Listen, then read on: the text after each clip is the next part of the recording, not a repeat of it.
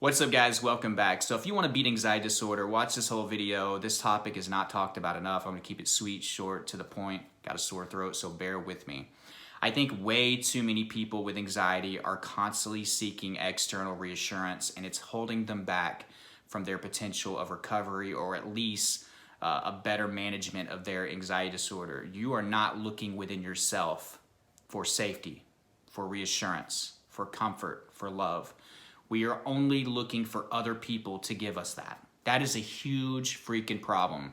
It continues the disconnect from your conscious and subconscious mind.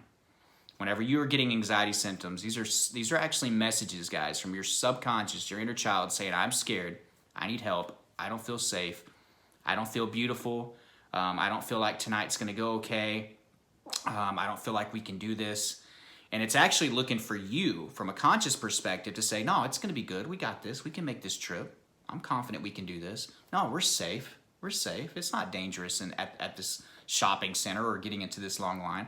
No, we're healthy. I've gotten tons of blood work done. I've gotten my heart checked out. I've been told by multiple people, I've gotten multiple opinions that we're healthy. Subconscious, we got to stop worrying about this. We're good. We're good. That's what your subconscious is looking from you on a conscious level. And we've gotten into a bad habit early on, and probably even before we developed anxiety disorder, of trying to get that love, that comfort, that safety, or that, the basic reassurance in a broad spectrum from other people, right? It could be our mom, our dad, our brother or sister, just any family member, our spouse. A lot of you out here have a husband or wife that you always ask for reassurance, whether it be about your symptoms or your health or your safety or just general reassurance. Is everything going to be good? Is everything going to be okay? Am I going to be all right? Are we going to be all right? It could be your friends. It could be looking for reassurance in external things like a blood pressure monitor or a pulse monitor. A lot of you are checking your pulse all day just to feel like you're okay, to feel like you don't need to go to the hospital. You're checking your blood pressure to make sure that it's okay, right? And you become a slave to checking your vitals. Medical testing. Some of you have to go back and get your blood work done like every couple months in case something changed, right? You're going back to the doctor over and over and over again, asking for more tests, more tests, more tests. And I'm not here to tell you when to stop your testing. Eventually you're going to have to stop. That's up to you to decide. I'm not a doctor. I don't know your situation. I don't know what you're going through. That's up to you. You're going to have to make that decision for yourself. But a lot of us are going to the doctor constantly, over and over and over, just to hear the same thing. You're fine. You're healthy. This is anxiety. And we feel like we have to keep hearing it. It gets addicting, right? Our tolerance as time goes on, just like to alcohol or drugs, our tolerance becomes higher and higher and higher. We can tolerate more, but we need more. We need more and more and more to feel validated, to feel safe, to feel secure. So we're asking more and more and more. In the beginning, maybe it only... maybe you could go to the doctor and they tell you that you're fine, and maybe that's good for a month. And now it's like you're going to the doctor twice a week. Maybe in the beginning you asked your spouse about a symptom, one time a week. Now you're asking them multiple times a day. You become addicted to it. Your tolerance gets higher. You need more reassurance to make you feel safe. People with health anxiety, it's not just going to the doctors. It's asking people, does this right here, does this look like cancer? Do you think it's a mole or a pimple, or do you think it's cancerous? Does my left eye look bigger than it did, a week ago?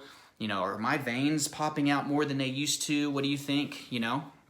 It's constantly looking to other people to make us feel like we're healthy. An example of this in my life, guys, was my mother. She was a nurse. I've talked about her on this channel before. Bless her heart. I used to call her up daily. My chest is hurting. Do you think this is the big one? Do you think I should go to the ER? Am I risking my life by not going to the hospital? My left arm's numb. Why is it always on the left arm, Mom? And she was a nurse, so that's why I just really clinged to her advice and her reassurance that I was healthy. But guess what? As long as I was calling her and asking her if everything was going to be healthy, guess what I wasn't doing? I wasn't telling my subconscious from my conscious self that I'm healthy.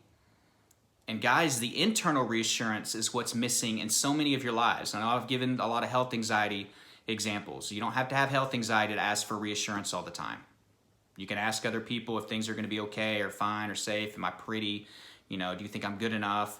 Do you think I'm going to get this job? Are you sure I'm going to get this job? There's many other instances of asking for reassurance than just about your health. So this video applies to you too. The thing that's missing in your life, guys, is internal reassurance. Your subconscious wants to hear from you that you're safe, from you that you're healthy, from you that things are going to be okay. But it needs to hear it enough to believe it again. There might have been a time earlier in your life where you could say that and it believed you. You know, that you could talk to yourself and your subconscious believed it and you could calm down and settle down. The problem a lot of you guys are going to face now is that your subconscious has stopped trusting you. But that doesn't mean that you should constantly keep seeking it from other people. You have to get your subconscious to listen to you again. Your subconscious isn't used to it. It's not used to you saying the right stuff anymore. So it's almost like it doesn't want to hear it right now.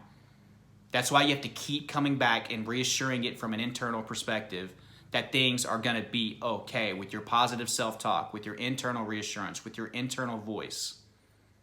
Start talking to your subconscious and guiding it through the darkness, guiding it through the storm. It's your inner child. Like I said, these symptoms are messages.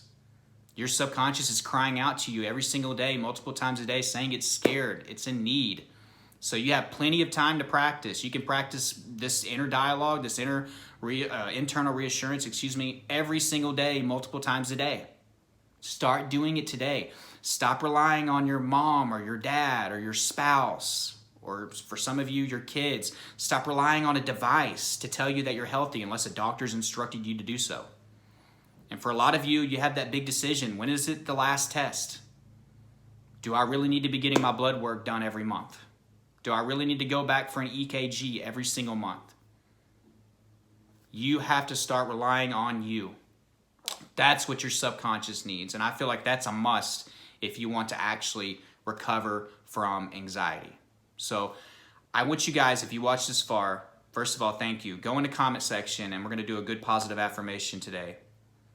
I will go from external to internal reassurance. I will go from external to internal reassurance. Guys, if you haven't checked out my course, Elite Anxiety Bootcamp, I'm going to put the link to that down below in the description and in the first pinned comment. It's helping so many people out there. I want you to be a part of that. It's my step-by-step blueprint on how I personally overcame multiple anxiety disorders, generalized anxiety disorder, health anxiety, panic disorder. We talked about going from external to internal reassurance. That's just one component of many components that are a must if you want to recover. So that course is going to help you with all of that. Follow that. Things do get better for a lot of you. Recovery will actually happen. Okay, so try that out. My coaching info is down below. You can email me. I'll send you my coaching info. There's a link for online therapy. Try that out. If you've never tried therapy, I think it's a very important part of anxiety recovery and the whole process of knowing what type of anxiety disorder you have to get some great tools. So check that out. All my socials are down there. Please follow that. But you guys know what to do. Keep fighting. I love you all, and I'll talk to you tomorrow.